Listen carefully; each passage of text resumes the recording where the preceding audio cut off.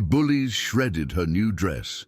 She left bruises they'll never forget.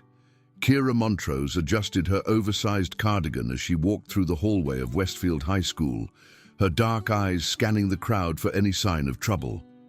At barely 5 feet tall, with a slight frame that seemed to disappear into her loose-fitting clothes, she had mastered the art of invisibility. Her thick-rimmed glasses sat perfectly on her nose, and her long black hair fell like a curtain around her face, creating a barrier between herself and the world. 3 months had passed since her family moved to this suburban town in Ohio, and Kira still felt like an outsider. Her mother's job transfer from their quiet neighborhood in Oregon had landed them here, where everything felt different and unwelcoming. The accents were sharper, the social hierarchies more defined, and the students seemed to have an uncanny ability to spot weakness from miles away. "Look who's trying to blend in with the lockers again," came a voice that made Kira's stomach clench. Madison Pierce, the undisputed queen of the junior class, approached with her signature smirk. Her blonde hair was styled in perfect waves, and her designer outfit probably cost more than Kira's entire wardrobe.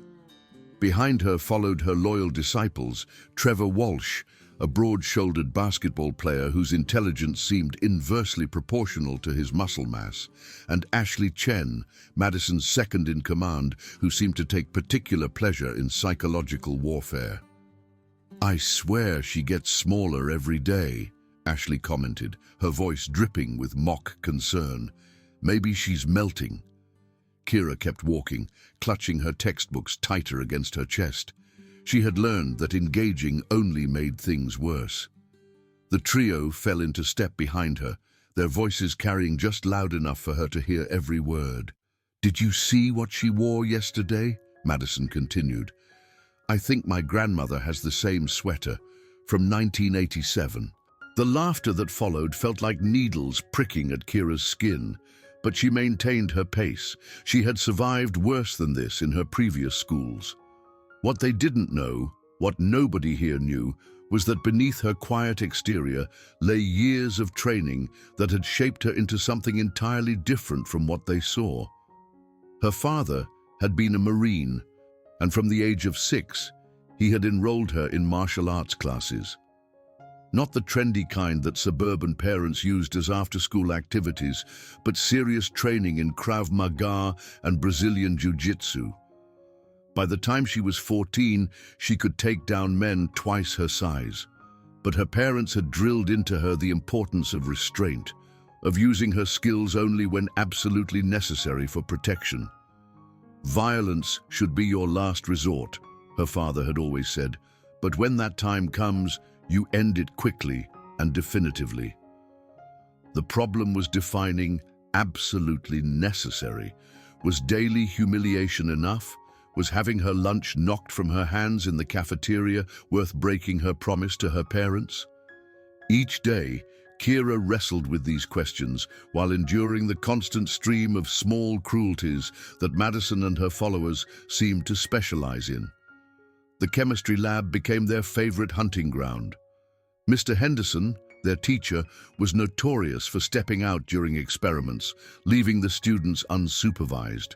It was during one of these absences that Madison discovered how much she enjoyed making Kira's life miserable in more creative ways. "Oops," Madison said as she deliberately bumped into Kira's lab station, sending chemicals spilling across her notebook. "How clumsy of me." Kira watched months of notes dissolve into an illegible mess. She looked up at Madison, who wore an expression of exaggerated innocence, and felt something shift inside her chest. For just a moment, she calculated the exact angle and force needed to put Madison on the floor. 2 seconds, that's all it would take. Instead, she reached for paper towels and began cleaning up the mess. "You know," Madison said, leaning closer, "I heard your family moved here because your dad got fired from his last job. Is that why you dress like you shop at thrift stores?" The lie stung more than Kira expected. Her father had taken early retirement to care for her grandfather, who was battling cancer. The move to Ohio had been about family, not failure. But explaining that would require engaging, and engagement always made things worse. "I think I touched a nerve," Ashley chimed in, noticing the slight tightening around Kira's eyes. "Look, she's about to cry." But Kira didn't cry. She had learned long ago that tears were ammunition for people like Madison. Instead, she finished cleaning up and moved to a different lab station, leaving the three of them to find entertainment elsewhere. The pattern continued for weeks. Kira would arrive at school, navigate through her classes while avoiding confrontation, eat lunch alone in the library, and count down the minutes until she could go home to the safety of her family's rented house. Her parents noticed the change in her demeanor, but attributed it to the normal challenges of adjusting to a new school. Everything changed on a Tuesday in late October when Kira decided to wear something different. Her mother had bought her a dress for her birthday, a simple but elegant navy blue piece that actually fit her properly and made her feel confident for the first time in months. She had paired it with low heels and even left her hair down, thinking that maybe, just maybe, she could start fresh. The morning began well enough. A few students she didn't know actually smiled at her in the hallway, and she caught her reflection in a bathroom mirror and didn't immediately look away. For the first time since arriving at Westfield, she felt like she might actually belong somewhere. Then she saw him. Daniel Rodriguez was sitting alone at a corner table in the cafeteria, sketching in a notebook while eating a sandwich. He was quiet like her, but there was something different about his silence. It seemed chosen rather than imposed. His dark hair fell across his forehead as he concentrated, and when he looked up and caught her watching, he smiled. It was a real smile, not the polite grimace she had become accustomed to. For reasons she couldn't explain, Kira found herself walking toward his table. "Is this seat taken?" she asked, surprising herself with her boldness. "It is now," Daniel replied, closing his notebook. "I'm Daniel. I don't think we've officially met." "Kira?" No, we haven't." They talked for the entire lunch period about everything and nothing. Books, movies, the way the light hit the trees outside the cafeteria windows. Daniel was an artist, and he saw beauty in things that most people overlooked. When he talked about his drawings, his whole face lit up, and Kira found herself genuinely laughing for the first time in months. "You have a great laugh," Daniel said as the bell rang. "You should do it more often." Kira felt heat rise in her cheeks. "Maybe I will." As they gathered their things, Daniel hesitated for a moment before speaking again. "Would you maybe want to sit together tomorrow?" "I'd like that," Kira said, and meant it. She floated through her afternoon classes, replaying their conversation and imagining future ones. For the first time since arriving at Westfield, she felt genuinely happy.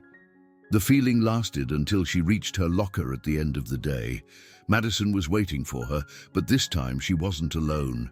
Trevor and Ashley flanked her, but there were also 3 other students Kira didn't recognize.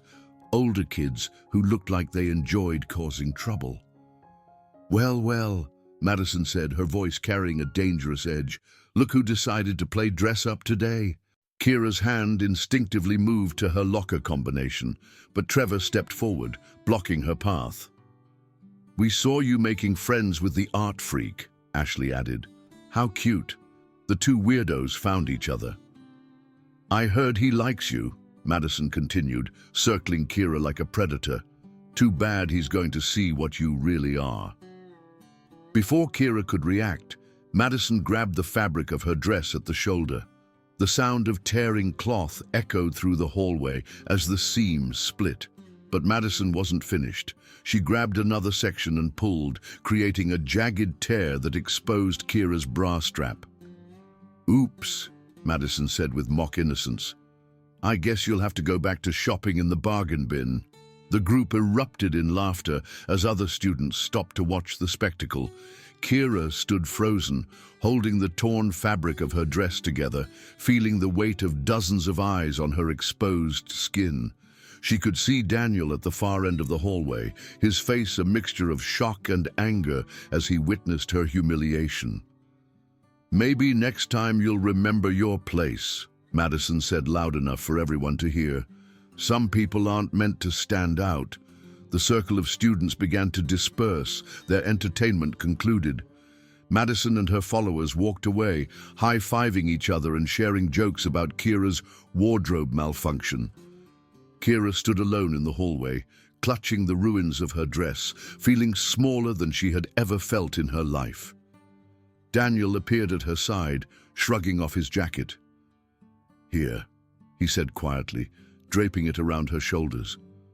"Are you okay?" Kira wanted to say something, to thank him or explain or apologize, but the words wouldn't come. Instead, she ran. She ran through the hallways, past the staring students, past the teachers who pretended not to notice, and out into the parking lot where her mother was waiting to pick her up. "Kira, what happened?" her mother asked, taking in her daughter's torn dress and Daniel's jacket. "I want to go home," Kira whispered, and she meant more than just their rented house. She wanted to go back to Oregon, back to her old school, back to being invisible for the right reasons rather than the wrong ones. That night, Kira sat in her room staring at the torn dress hanging in her closet. Her mother had offered to try to repair it, but some things couldn't be fixed.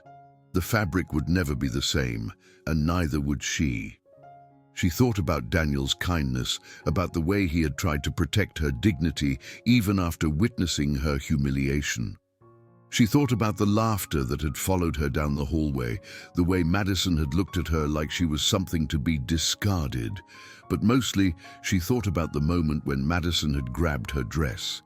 For just an instant, Kira had felt her body automatically shift into a defensive stance, her muscles tensing with muscle memory from years of training. Her hand had started to form a fist, and she had calculated the exact pressure point that would drop Madison to the floor. Then she had remembered her parents' words about restraint, about being better than those who would hurt others. She had stood there and taken it, believing that was the right thing to do.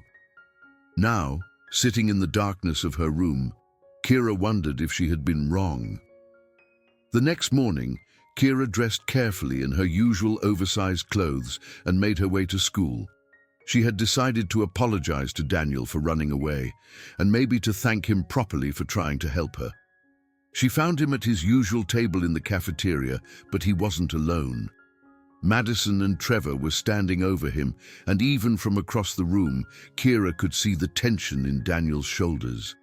She moved closer, staying behind a pillar where she could hear their conversation. "I heard you gave your jacket to the charity case yesterday," Madison was saying. "How sweet. A real knight in shining armor." "Leave me alone, Madison," Daniel said quietly, not looking up from his notebook. "Oh, I don't think so," Trevor interjected, reaching over and grabbing Daniel's notebook. "What's this? Love letters to your girlfriend?" Daniel lunged for the notebook, but Trevor held it high above his head. "Actually, these are pretty good drawings. It would be a shame if something happened to them." "Give it back," Daniel said, his voice tight with anger. "Or what?" Madison asked. "You'll run crying to a teacher, just like your little girlfriend ran away yesterday?" Trevor began tearing pages from the notebook, letting them flutter to the floor. Kira watched Daniel's face crumple as months of work was destroyed in seconds.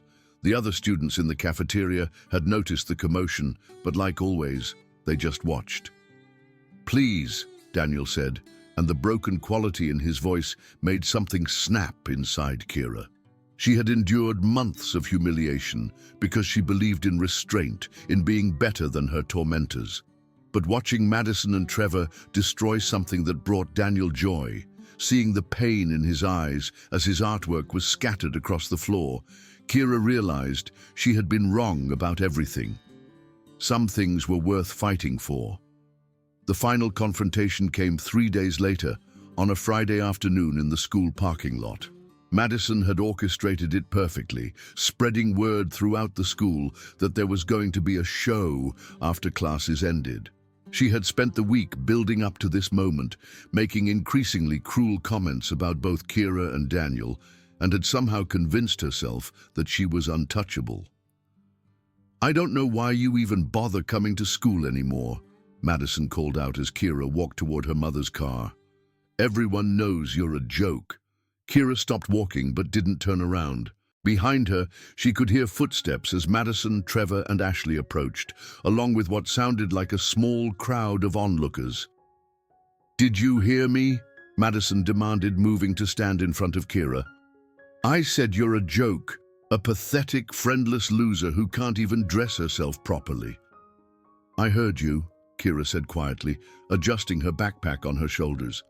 "Then why aren't you running away? That's what you do, right? Run away and hide." Kira looked up at Madison for the first time in months, really looked at her. She saw the cruel smile, the calculating eyes, the way she carried herself like someone who had never faced real consequences for her actions.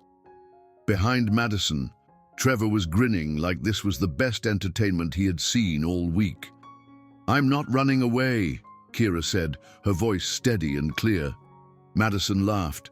"Oh, so now you want to talk? Too bad. I'm bored of you." She reached out and shoved Kira hard in the chest, sending her stumbling backward. The crowd murmured with excitement, phones appearing as students began recording what they assumed would be another humiliation. "Stay down where you belong," Madison said, preparing to walk away. But Kira didn't stay down. She straightened slowly, her posture changing in a way that made something flicker in Madison's eyes. For the first time, Madison was looking at someone who wasn't afraid of her. "You ruined my dress," Kira said, her voice carrying across the parking lot. "You destroyed Daniel's artwork. You've spent months trying to make me feel small." "So what?" Madison shot back, but there was something uncertain in her tone now. "So now it's my turn." The change in Kira was subtle, but unmistakable. Her shoulders squared, her stance widened slightly, and her hands hung loose at her sides. Years of training had taught her to appear relaxed, even when she was most dangerous. Madison must have sensed something because she looked to Trevor for backup. "Are you going to let her talk to me like that?" Trevor stepped forward, his size advantage obvious to everyone watching. "You heard her. Back off, freak." He reached out to grab Kira's shoulder, the same move that had worked countless times before on countless other victims. But this time, his hand never made contact. Kira moved faster than anyone thought possible. She caught Trevor's wrist, twisted it at an angle that made him cry out, and used his own momentum to send him crashing into a nearby car. The impact left a dent in the door, and Trevor on the ground, clutching his arm. The parking lot went silent, except for Trevor's groans. Madison stared at Kira in shock. "What did you just do?" "I defended myself," Kira replied calmly. "Is that a problem?" Ashley started backing away, but Madison was too proud to retreat. "You got lucky. Trevor wasn't ready for you." "Would you like to test that theory?" Kira asked, and something in her voice made Madison hesitate. For months, Madison had enjoyed the power that came from making others feel small. She had built her entire identity around being the predator, never the prey. But now, looking at Kira's calm expression and remembering how easily she had disabled Trevor, Madison realized she might have made a serious miscalculation. "You can't just attack people," Madison said, but her voice lacked its usual confidence. "Like you attacked me?" Kira asked. "Like you attacked Daniel? Like you've been attacking everyone you decided was beneath you?" The crowd had grown larger, drawn by the commotion and the unprecedented sight of someone standing up to Madison Pierce. Among them, Kira spotted Daniel, his face a mixture of concern and something that might have been admiration. Madison looked around at the watching students, realizing that for the first time in years, she was the one being stared at, judged, and found wanting. "This isn't over," she said, trying to reclaim some authority. "Yes, it is," Kira replied with absolute certainty. Madison made her mistake then. Instead of walking away, instead of accepting that she had met someone who wouldn't be intimidated, she let her pride override her judgment. She lunged at Kira with her nails extended, aiming for her face. Kira caught Madison's wrist and twisted, using a technique that brought Madison to her knees instantly. The move was designed to cause pain without permanent damage, and it worked perfectly. Madison gasped as pressure was applied to nerve points she didn't even know existed. "I could break this," Kira said conversationally, maintaining the hold. "I could dislocate your shoulder. I could put you on the ground and make sure you never felt superior to anyone again." Madison's eyes were wide with pain and fear. For the first time in her life, she was completely helpless, at the mercy of someone she had underestimated. "But I won't," Kira continued, "because I'm not you." She released Madison's wrist and stepped back. Madison collapsed to her knees, cradling her arm and staring up at Kira with a mixture of shock and newfound respect. "If you ever come near me again," Kira said, her voice carrying to every corner of the parking lot, "if you ever touch my things, if you ever hurt Daniel or anyone else I care about, I won't be so generous next time." She looked around at the crowd of students, many of whom had been complicit in her months of torment through their silence and inaction. "That goes for all of you. I'm done being your entertainment." The crowd began to disperse, students hurrying away as if they suddenly remembered they had somewhere else to be. Trevor was helped to his feet by Ashley, both of them avoiding eye contact with Kira as they limped away. Madison remained on her knees for a moment longer, processing what had just happened. When she finally stood, her usual arrogance had been replaced by something Kira had never seen before: genuine fear. "I'm sorry," Madison said quietly, the words seeming to cost her considerable effort. Kira studied her for a moment, then nodded. "Don't do it again." As Madison walked away, her shoulders slumped in defeat, Daniel approached Kira. "Are you okay?" "I'm better than okay," Kira replied, and realized she meant it. "I can't believe you did that," Daniel said, shaking his head in amazement. "Where did you learn to fight like that?" "My dad taught me," Kira said simply. "He always said I should only use it when I had no other choice. And today you didn't have a choice." Kira thought about the question seriously. "Today I realize that sometimes standing up for yourself and the people you care about is the only choice that matters." Daniel smiled, the same genuine smile that had made her heart skip a beat in the cafeteria. "Thank you for standing up for me too. Thank you for being kind to me when no one else was." They walked toward their parents' cars together, and for the first time since arriving at Westfield High School, Kira felt like she was walking toward something instead of away from it. The following Monday, Kira arrived at school to find that everything had changed. Students who had previously ignored her now nodded respectfully in the hallways. Teachers who had turned a blind eye to her torment now seemed to actually see her. And Madison Pierce, once the undisputed queen of the school, ate lunch alone at a corner table, her former followers having mysteriously discovered other interests. Kira didn't take pleasure in Madison's fall from grace, but she couldn't deny the satisfaction of walking through the hallways without fear. She had learned that sometimes the only way to stop a bully was to show them that you were no longer willing to be a victim. Daniel joined her at lunch, and they talked about art and books and the future. Other students, emboldened by her example, began standing up to their own tormentors. The school's social hierarchy, built on fear and intimidation, began to crumble. "You know," Daniel said one afternoon as they walked to their lockers, "I think you changed more than just your own situation." Kira looked around at the hallway, noting the subtle shifts in behavior, the way students carried themselves with a little more confidence. "Maybe. But I think the capacity for change was always there. Sometimes people just need to see that it's possible."